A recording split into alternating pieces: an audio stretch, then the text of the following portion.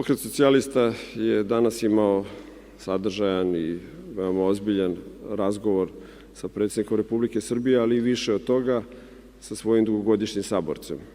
Pokret socijalista, kao što znate, nikad nije menjao svoja politička opredeljenja.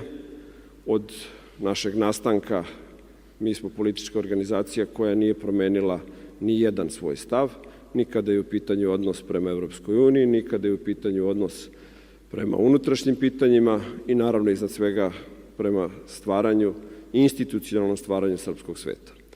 Dakle, Pokret socijalista je danas predsjedniku Republike izneo svoj pogled na društvenu stvarnost. Mi smatramo da izbore ne treba raspisivati u ovoj atmosferi, da ne treba da pravimo izbore u kojima ćemo imati više nasilja nego izbora i u kojima će samo izvođenje izbora biti dovedeno u pitanje nasiljem onih koji su 15 meseci Srbiju držali u strahu od nasilja i strahu od konstantnih i ponovljenih sukoba.